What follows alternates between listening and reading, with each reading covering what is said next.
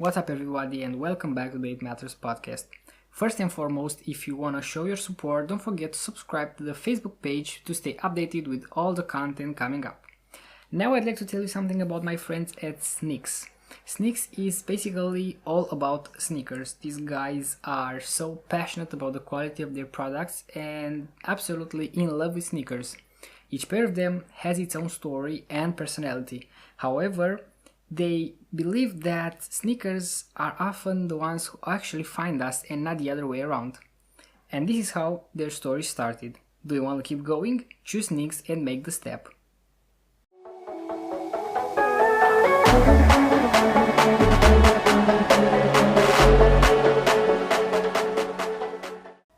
So today's guest is a 6th-year medical student at Carol Davila University School of Medicine and Pharmacy with a profound interest in art.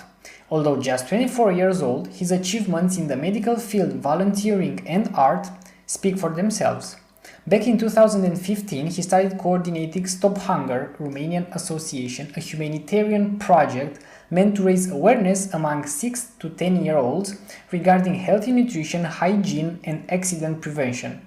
Within the Romanian Surgery Student Society, he coordinated the scientific department for over a year, when he also managed to implement my first scientific presentation workshop, now being at its 4th edition. Bucharest Medical Students Society benefits from his leadership abilities, having had coordinated the social, cultural and artistic events department, currently being in charge of organizing workshops and conferences for the International Medical Students Congress in Bucharest. He is the co-author of 2 Romanian medical books, Cazuri clinice pentru Biblioteca Studentului la Medicină and Bolnavul cu infarct miocardic, also investing his time in boosting the medical student experience by organizing the anatomy contest of Medical University, as well as the summer school Artificial Intelligence in Medicine. Another really interesting fact about him, he speaks 4 languages, Chinese being one of them. When it comes to art, his first passion was painting, which manifested early in his life while he was still in elementary school. This was the milestone and the threshold for expressing himself through art. When free time started to become a luxury, he began writing poems which fulfilled his urge of expressing his emotions. During his late high school years, although not highly encouraged by his parents who wished a more down-to-earth career for him, he joined the drama club. He continued his artistic pursuit in college, when in 2016 he won the first prize in anatomical drawing contest from Craiova International Medical Students with the drawing Face River, Facial Artery and Vein on Exploded Skull. Moreover, he coordinated MD Drama, a drama club made out of exclusively of medical students, organized the first drawing and painting exhibition within International Medical Students Congress in Bucharest, as well as the first poetry contest dedicated to the medical students in Bucharest. Last but not least, Culture Perfusion and Medical Evening are 2 other projects that have him as the pioneer. So, without further introduction, help me in welcoming the man who bends art in order to successfully suit his needs, Ioan Mirea.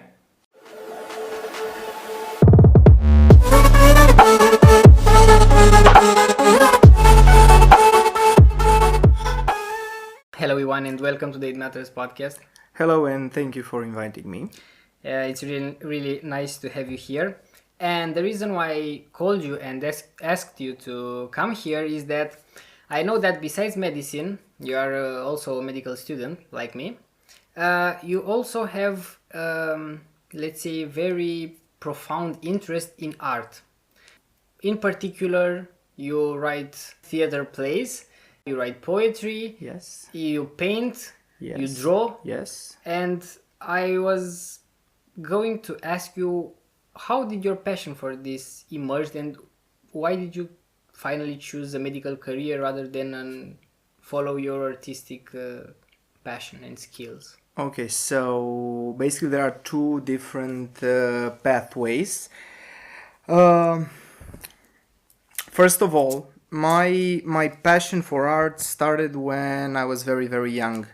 I was, I think, I don't know, 7, 8 years old.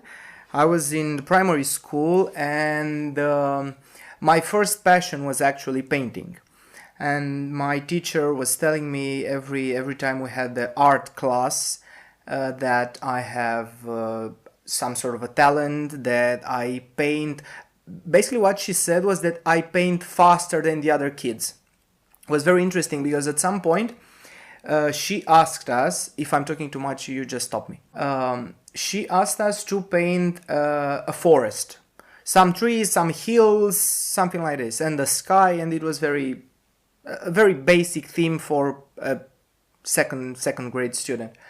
And all my colleagues started to draw the outline in pencil, drawing the outlines of the hills, of the clouds, of the trees, and so on.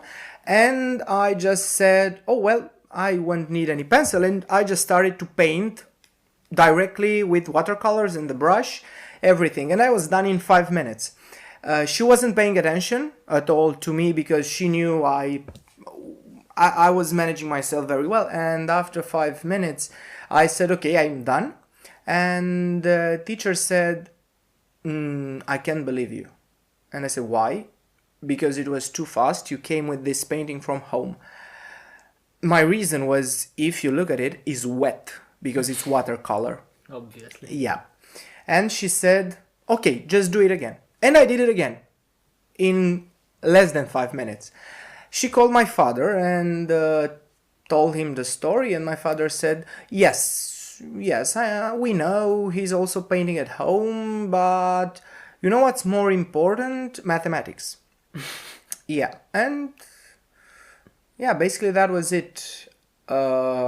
In Romania, there's a problem with arts. There's still a problem with arts because we look at the financial part of any job, and when you think of arts, you think, okay, you won't have any money. You will not have enough money to support a family, to have a decent craft, let's say, because if you go into a serious domain, like you become a lawyer, a doctor, an architect, you're seen in society as someone successful.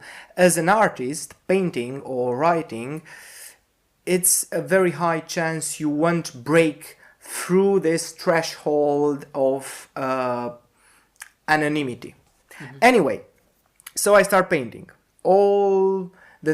Everything that was art related in my life till I was 14 or something was only resumed to painting and drawing in different media, in oil, in acrylics, drawing like with pencils. Okay. It was very diverse in this part. And after I entered high school, I kind of found that I don't have enough time because painting requires a lot of time. You'll need at least 3-4 hours a day to do something, and a project could take up to 100-200 hours, 300 hours, it depends. And I said, okay, I should do something that would satisfy my urge, because this is the thing I want to discuss later. I am feeling every day of my life an urge to do something, to express myself in this manner, in this artistic manner. And I started to write poems. They were very bad. At the beginning they were so freaking bad because I didn't know anything about composition, about rhythm. I've read some poetry before in school. So starting from, let's say, the 9th grade till today, so almost 10 years, I've been writing. I have on my laptop all the poems starting from 2013, I think, till now. No, 2009. Sorry, okay. 2009 till now, so 10 years. And obviously it's an evolution. Thanks God. And I just discovered on the way, after 3 years and 4 years, I've discovered my own style by writing more and by reading more. So I think in writing, those are the two main things that you should consider. Also practicing and also documenting yourself on techniques, I don't know, ideas that you should promote, how to tell your idea, your story, your feeling at the end of the day. At the same time, during high school, I had another passion, theater. So 3 years since I was in when I was in high school, I was an amateur actor, and I played in 6, 7 plays, from Shakespeare to Molière to Romanian classics like Caragiale, and also more new modern plays for the ones who know, for example, Neil Labute. And after finishing high school, But how did you make the shift from poems to drama and playing? the drama opportunity was very random. When I entered high school, I knew there was a drama club in my high school. And I said, okay, maybe I'll go to auditions to enter the drama club. And during that weekend, I couldn't be in Bucharest because it was somewhere during the autumn time.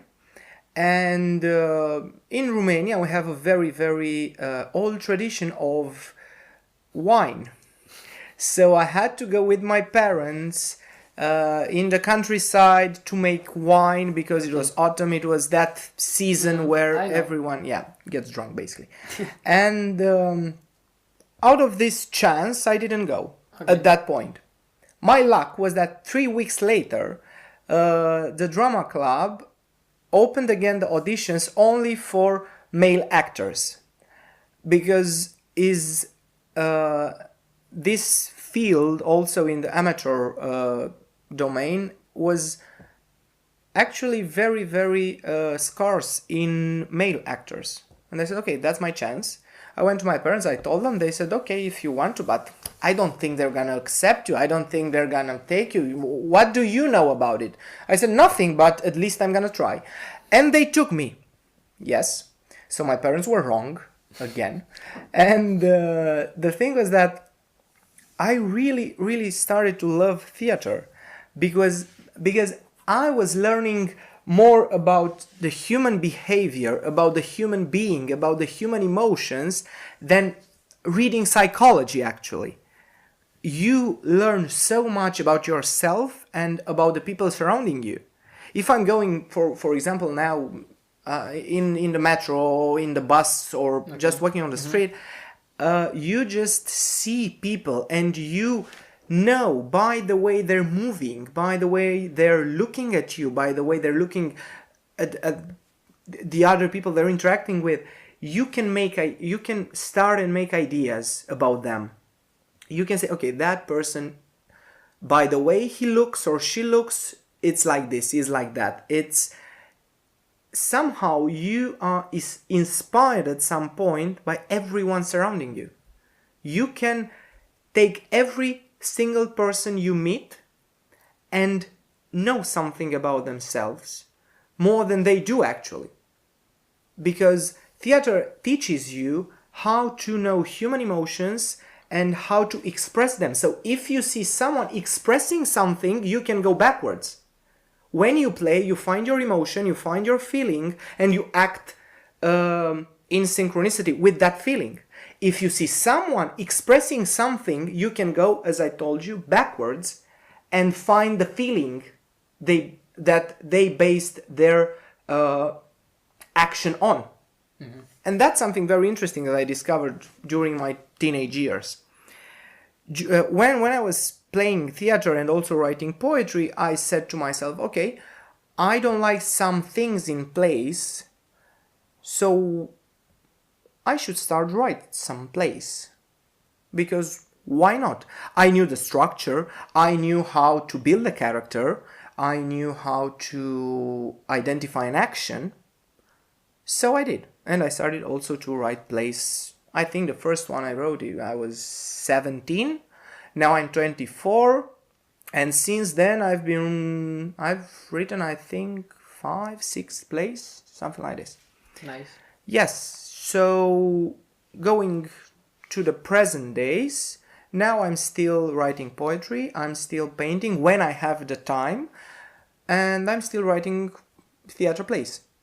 And also, I've been directing a play on my own. Indeed, I didn't play anymore, actually, only from the director point of view. So yeah, that's how art evolved in my life. Actually, art accommodated, or I accommodated art in such a manner to fit my needs. Because when I didn't have enough time to paint, I was writing... That was my next question Yes. for you. When I didn't have enough time to paint, I was writing half an hour, a short poem. When I have enough time to write something, but not enough for painting, I was writing a longer poem, and so on. Okay, I get it. Yes. But what intrigues me is that, can you express the same feeling throughout all of them, or do you just express one type of feeling per each form of art? I mean, let's say when you're angry, you can express anger in all of these forms, or do you prefer one? I mean, do you choose one depending on your mood or not? Or it's just the time that cuts them? If I stay and think about it, when I'm angry, for example, because that was your example, when I'm angry, I cannot paint. Because my mood influences very much the things, the artistic thing, let's say thing, action that I'm doing. So if I'm angry, I'm gonna take a pencil or a brush and a piece of paper or I don't know, whatever. And being angry, I cannot do anything. I tried to paint when I was angry and there were just lines. There was nothing wrong about it, but I didn't like it. I didn't think it was something that I have to express. Okay. There were just lines, angry lines. That's all. Because my mind was so full of anger and I couldn't concentrate, I couldn't be focused on something. But yes, when I have certain feelings, I feel more comfortable expressing them. When I have like an acute feeling, Okay. now I'm feeling like that. Now I'm feeling, for example, 2 weeks ago I was feeling very anxious. I was full of anxiety. I was very uncomfortable with myself at that point. I had to kind of solve that problem in an acute manner. So I just had a cathartic moment and I wrote a poem about that feeling, about my anxiety. If, for example, I want to express an idea, a more complex idea, a principle, something that is way diverse and it can branch into something else, I will write something like a play. And yeah, it depends. Basically, it depends on what I want to express. Yeah. Yeah, right. Do you have any favorite one, or do you feel that the feeling you express is more intense by choosing one of these ways? Between using colors and shapes and using words, lately I tend to be more close to the words. Even though the words, as you know, sometimes are not enough, and we all know that saying that a picture it's like 1,000 words and so on. But if a picture is like 1,000 words, it's still a picture. I can use 2,000 words. So I cannot make 2 pictures out of one, but I can make something of 2,000 words, or 3,000, or millions and millions of words. Indeed, you can express those words in several paintings, in several art installations or whatever. But I feel much more comfortable with the words now. Because I learned this craft better now than the visual craft. Okay. And what's your inspiration for writing, for drawing? Are just simply emotions? Are just simply cathartic reasons? Or what do you want to express through them? Other than simply your feelings and what you mentioned? Yes, I'm using art for many things. So basically, your answer is every possibility that you mentioned, and maybe more. If I'm feeling, for example, a negative sensation, if I have negative thoughts, negative feelings, and they sort of invade me, I use art, doesn't matter, painting, drawing, writing, whatever. Okay. I'm using art as a catharsis Okay. for those bad feelings. And after I'm writing, is like I'm going to a psychologist. I'm writing that, 1 hour, 2 hours, doesn't matter. I'm finished, and that's all. My catharsis is complete. But I have a question for that. Let's say you read it after a period, I don't know, an hour, 2 hours, 3 hours, a day after. Do you enter in that same mood you were when you originally wrote it or not? I'm gonna answer your question later, Okay. because I have my own very messed up theory about this thing. Okay. But Then go on with the feelings. Okay. okay, don't forget it, because I want I to won't. answer it later. The thing is, when I see something, like in society, that I don't like, that I think I can maybe change with my art, I try to do something in that direction. I try to emphasize some feelings. I try to emphasize some situations. For example, the play that I directed with colleagues from Bucharest Medical School was about ignorance. The main idea was ignorance. And also mental health, abuse, family abuse, and so on. But ignorance was the main thing. target. Yeah. Because you're walking down the street. You see someone that collapses on the street. Okay, we as medical students, we act usually. Or not. Or not. Yeah. Okay, you say just, I'm a psychiatrist, I don't know how to do CPR or whatever.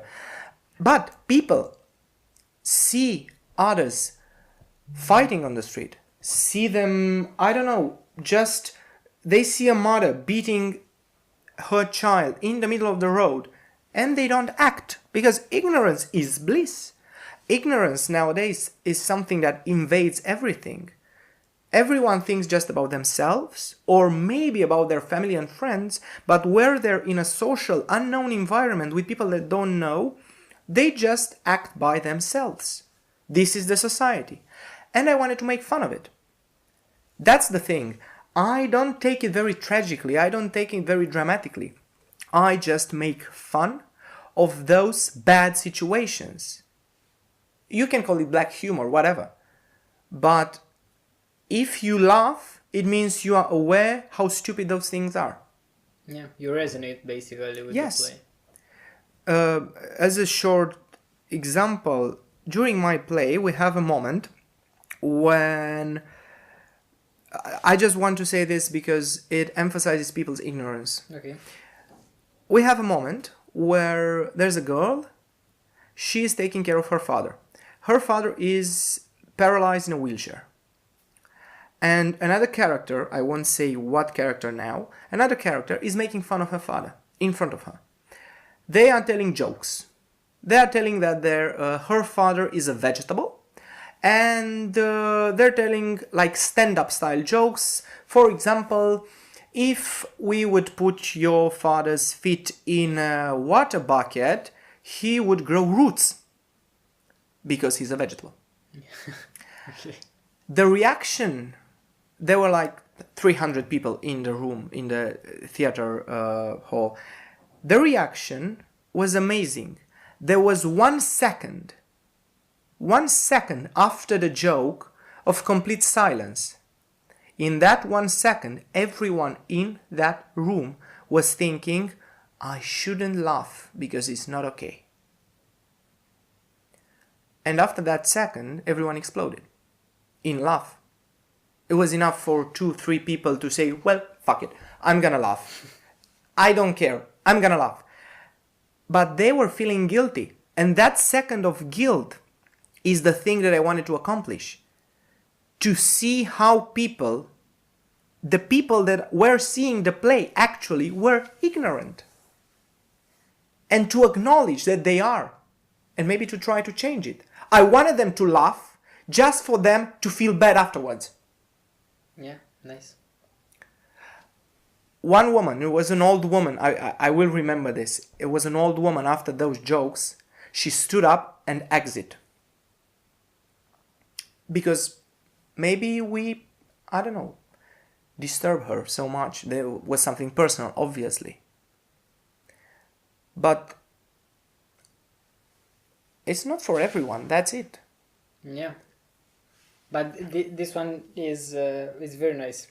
I mean, the way you look at things and the way you wanted to accomplish that and basically demonstrate them that, I am right. Why? Because look at your reactions. Yes. Yeah. And I think this is the way in which people can be as natural as they can be. When their subconscious goes into conscious, and this is how they express. And how many plays did you direct till now? Till now, only this one. Okay. Because I started last year with this university drama club, and I wrote another one for them, but I don't think this year I have time to directly direct it. Okay. But I'm gonna be there somehow, give indications. Okay. This And sort do of you things. prefer playing or directing or both? Actually, I prefer writing them. Just simply writing them? Writing them, yes. This is the first one. Okay. The second one is directing them because someone asked me when I was talking to a friend. She is studying art directing at the University of Theatre Arts in Bucharest, and I told her I think I'm gonna go and as a second faculty I'm gonna go to the University of Theatrical Arts, and she asked me, okay, for acting or for directing? I think for directing, and she said, okay, do you like directing any play or just your own? Because they are your ideas. That's a tricky one. Yeah, and I said, it's not tricky. My answer was very fast, and she demonstrated me that directing is not actually for me, because I said only mine. Yeah, so basically you don't like to direct, but you like to create something. Yeah, you don't like the act of directing. Yeah. I just like to write them and to see them coming alive like little puppets on the stage. Basically, do you direct just to make sure that they act accordingly to what you wanted to express through your writing? Is that a reason? I mean, can it be a reason? Could be a reason, but also if I'm writing a play with specific indications, not very specific, but with indications. Okay. Because, for example, this play wasn't written in the very traditional fashion. I didn't have any scene indications because I knew I would direct it and I knew how to do these things. I knew what I wanted. But if I'm writing, for example, a play for someone else, as I'm doing, for example, right now, I don't know for whom, but I'm writing a play like the old-fashioned way, with indications, with so on. I won't mind. I am feeling very confident on what I'm writing in a manner that it won't bother me to give someone my play and that director to do anything with it. Because if they respect the things that I've written, and they always do at some point, I'm not Shakespeare to be prone to interpretations or reinterpretations in a modern or some shit like this. No. I give them the play and they put it in scene, it's enough for me. It doesn't matter if it's me, it doesn't matter if I'm playing, it doesn't matter. For me, it matters only that my idea to be somewhere, seen or written or read by someone. Yeah, okay. Okay. Tell me more about the paintings. What's your style? What are your themes? When I started as any child imitating things. So I was painting flowers, I was painting houses. It was very basic, but after that, also after reading about painting theory, about art movements, I found myself and I found my ideas and my style somehow very similar to the surrealist movement. I didn't care, I still don't care about the current movements so much. So if the current movements right now are, I don't know, postmodernism, I don't know, hyperrealism and all sorts of pop art, whatever. I hate that. I mean, everyone is doing anything regarding to the actual current, even if it's music, it's theater, it's whatever. The trend. Name. Yeah. You don't have to go with the trend. Indeed, the trend sells. Yeah. That's the thing. Yeah. They sell. So whenever you paint, for example, in 2019, you paint something from the Renaissance movement, everyone will tell you, well, it's nice, but you know, Da Vinci, Michelangelo, it's not Da Vinci. Yes, but I don't want to be Da Vinci. What? You use that style. You paint something in a, I don't know, post-impressionist. Yeah, but it's not what it sells right now. Now, the postmodern whatever art movement is now, you just sell, I don't know, a green dot on a blue canvas, you call it the beginning of universe, and that's it. I don't blame them. It's at a certain level an idea, it's art, everything could be art. And there were people during history that demonstrated us that literally every fucking thing could be art. It was a very funny story. There was a famous painting, I cannot remember now the name of the painter, was very expensive, and that painting was actually something like bluish greenish something background with, I don't know, some line right in the middle, some very blurry line, whitish line, something like that. And actually that painting representing the love of that painter for some woman and shit like this. And when they did a molecular analysis, that line in the middle of the painting was semen. Was his semen, so he jerked off on a blue canvas and said, yeah, this is love. And yeah, it's love at a very organic level. Yeah, it's love. It can be. Yeah, it can be love. But you have I don't know. It's fucking semen. Yes, you have Van Gogh and Michelangelo, and on the other side you have semen. Art is very, I don't know, individual and is very diverse. You cannot blame them, but you also can blame them because art is prone to be interpreted, is prone to be critics. So I won't mind. I don't mind when someone is criticizing my art, because yes, maybe you're right, maybe you're wrong. I don't give a shit. It's mine. Yeah.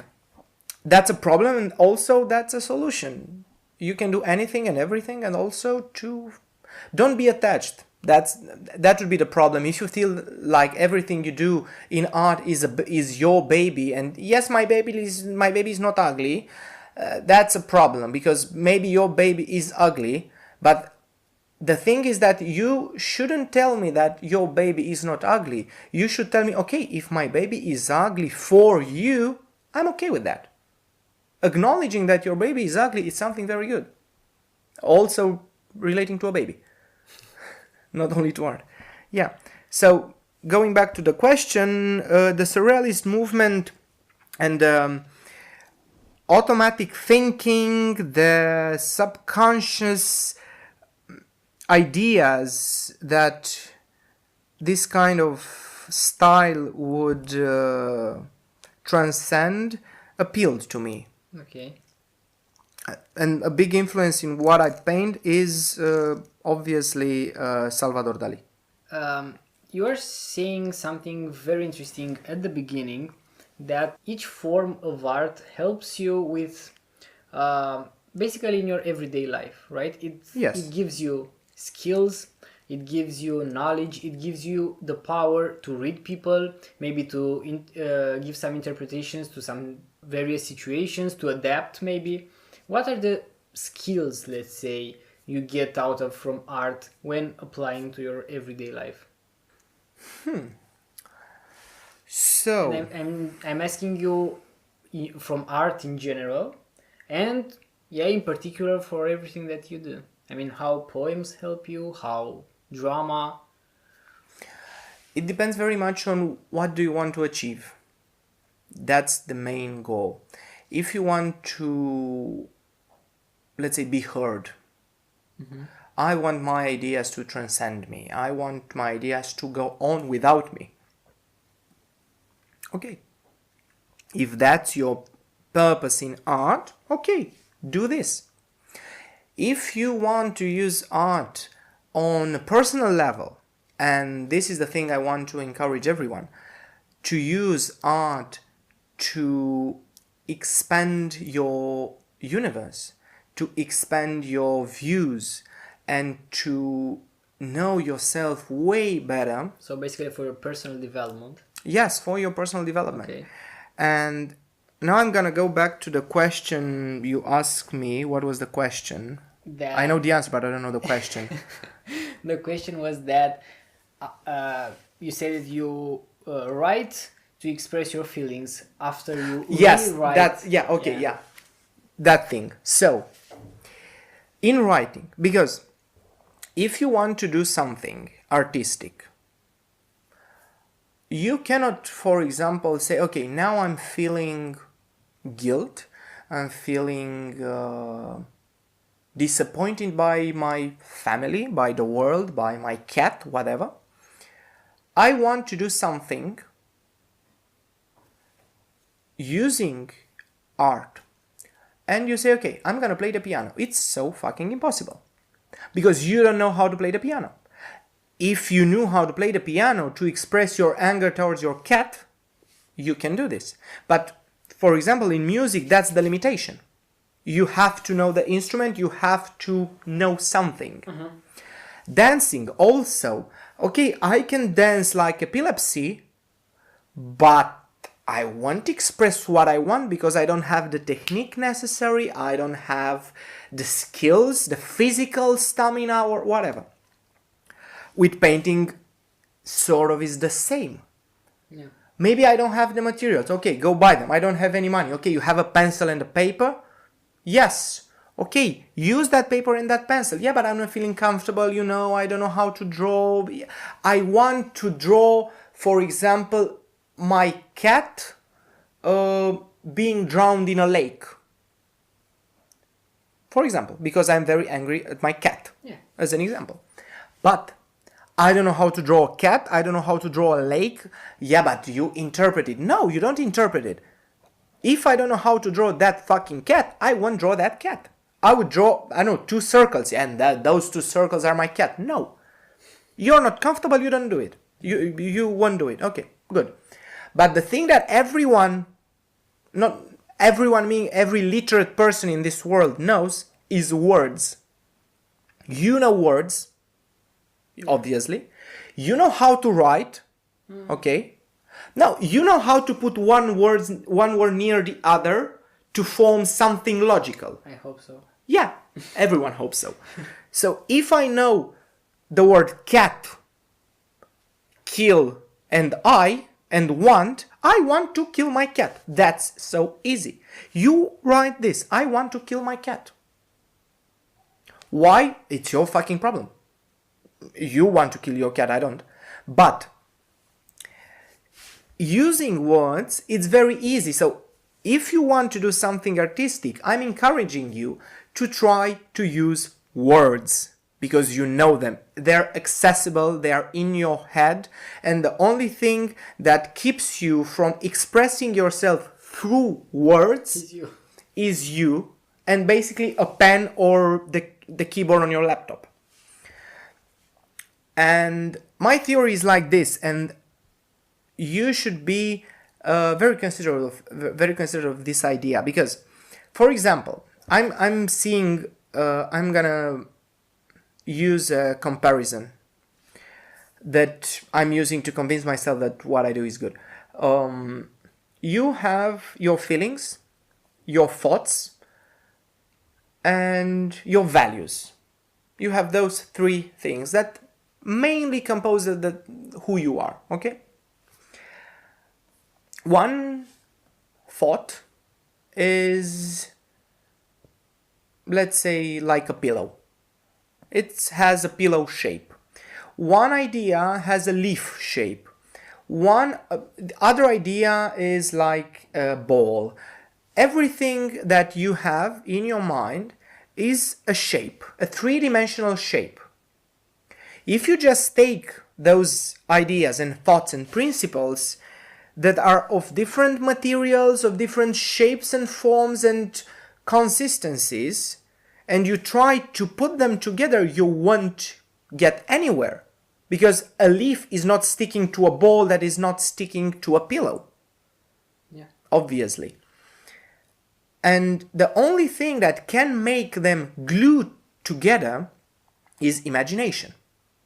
With imagination, you can take all of those three-dimensional shapes, and with this clay, think of your imagination as a clay. Yeah. You take this clay and you use all those shapes, and not just to put them in a blob of clay. No. You take, for example, a bad feeling like frustration. Mm-hmm. You don't want people to see your frustration. The outcome of this experiment is a sculpture, okay, is a statue of some sort. You don't want people to see your frustration, so you put the cube of frustration, let's say it's a cube, inside the clay. No one will see it. You take the leaf, that is an idea that you want to be seen by everyone, and you put the leaf right on top of the clay statue. Mm-hmm. And you take all of those shapes, and you can make only half of an idea sphere or an idea ball to be shown, and the other half is inside. You can take all the dreams you have and put them inside, but some of them with some bit outside, some bit inside, and in the end, you can actually shape that clay the way you want as a whole, with that clay having inside everything that you wanted, having partially outside and partially inside. Everything you want is in that clay that is actually your imagination that glued everything together. In unconscious, maybe a conscious, maybe unconscious, maybe subconscious, whatever manner you like. And the most amazing thing about this clay that is your imagination is that when it's gonna settle, when it's gonna dry out, the clay is gonna become transparent. And you're gonna discover a whole new world. You're gonna discover that unconsciously, the things inside are put in such a manner that makes sense. When you were taking everything and put it inside the clay, you weren't thinking where they stand by each other. But when the clay becomes transparent and you can see through your imagination all the ideas and thoughts and dreams, you can see that ideas of, I don't know, world domination are very near to frustration, and also very near to the concept of family that you just put in there. And this is gonna make sense in your head. This art, this revelation, it's the most amazing thing that maybe people will see, maybe they won't, but for you is like seeing yourself in your work, seeing actually the thing that you cannot comprehend consciously right in front of you. So yes, if you write a poem, automatic, not automatic, whatever your thoughts and intentions and feelings are, after you just settle down, you calm down, you drink a coffee, you go back, reread that thing, and you're gonna discover every time something new about yourself. You're gonna discover how strong is the relation between one feeling and one person in your life, between one feeling and one idea, that you consciously couldn't do it because you just had all those shapes, you didn't use any clay to stick them together. And in the end, you're gonna see something so beautiful that maybe, just maybe, you're gonna want to share the world with. Because if the world sees that your idea transcends a thought, and that thought goes and does something else, people will say that, okay, maybe in my mind is the same, because we're not so different after all. In my mind, maybe the idea of me killing my cat is actually the problem of, I don't know, me not being a vegan, or I don't know, I'm just going insane. But you get the idea. Yeah. Okay, that's all. It's quite mind-blowing if I imagine that. I mean, the byproduct of everything that you said regarding art is personal development, and it gives you an insight about yourself that I think no one and anything else could give you. Yeah. Even if you, let's say, meditate or something like this, is something that's only in your head.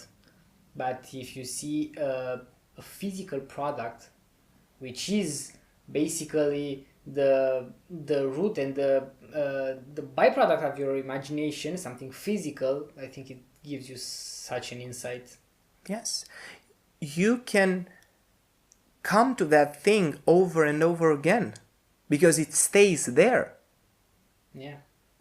You can use it maybe to see your evolution. Yes, obviously. Nice.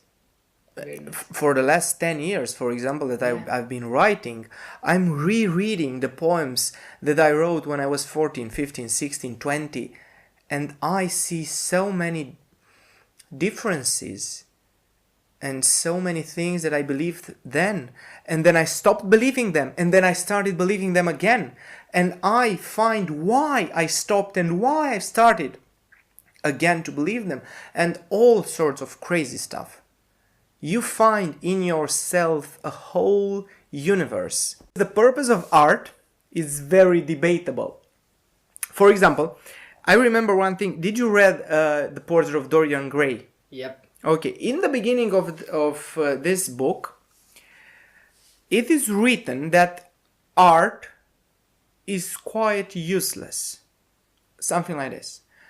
So, the idea that art is useless on a practical level is very old. Every worker, I don't know, there are societies like in the communist period where art was considered useless because wasn't creating something sustainable for the society. And the product, the reason is that it encouraged people to think, it encouraged people to imagine things, it encouraged people to express themselves, and it took them out of that matrices and that matrix in which they were supposed to live. Yes. And what I wanted to say is that the purpose of art depends on yourself. If you want that art, whatever it is, I don't know, painting, drawing, writing, playing an instrument, dancing, whatever it is, your art, if you define the purpose, it's not useless. If the purpose is to share it with the world, let it be that purpose. If the purpose is to get more insights of yourself for personal development, that's the purpose. That's why art is an amazing tool, actually. And is an amazing feeling. It's an amazing way of being and of seeing the world that you live in. Because you can give art whatever purpose you like. You can make art whatever you like and whatever it suits you. What will be your advice for someone who is not so keen on art? What are the steps for you to know which form of art is best suited for you? I mean, for someone who wants, let's say, I want to express myself, just for myself, just to feel better. What are the steps to get to know what form of art that person should use in order to express himself? I mean, to choose writing, to choose dancing, singing, talking. Yeah. At one point, I would have said that the primary thing to take in consideration when starting to do something in the arts field would be to feel comfortable. But it's not that. Being comfortable, meaning that you won't get out of your comfort zone, and that means you won't do anything. Because art is about getting out of your comfort zone, getting your feelings out, getting your ideas out, puking them in a fantastic manner. It's a metaphor. Yeah. So puking them in a metaphoric manner and do something with them. So the first thing that you have to take in consideration is your will to do that thing. I want to do that. You have to identify that thing that you want to do. So I want to have a cathartic moment. Okay. How to choose a form of art? Just try them. Try. It won't be a 2 hours trial. I won't say, okay, 5 minutes I'm gonna draw something, 5 minutes I'm gonna dance, 5 minutes I'm gonna write, and 5 minutes I'm gonna sing. And after that I'm gonna see what suits me better. No. Maybe, as I've told you, for some things, painting would suit better your needs, or I don't know, writing would suit, or dancing. Maybe frustrations for some of us would be more expressed through dancing, not through painting. Maybe depression would be more easily to tackle by doing stand-up comedy, which is very counterintuitive, but why not? So after you identify what do you really want, not just, I just want to be famous and sell a $200 million painting. Now, that's not a reason. Yeah. Or you can jerk off a painting and that's it. And see what happens. Yeah, to see what happens. But no, if you identify very, very well what do you want, then you can find the best way to express it. There's no formula, or I didn't find that formula. Take every art that is specific to humans or not, and let's say this one and this one suit me well because I completed a Google form. No. Yeah. You just try them. I tried singing, it's bad.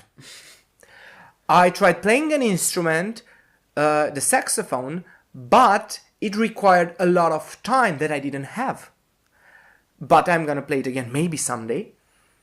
I tried sport because sport is at some level a form of art, a form of expressing yourself.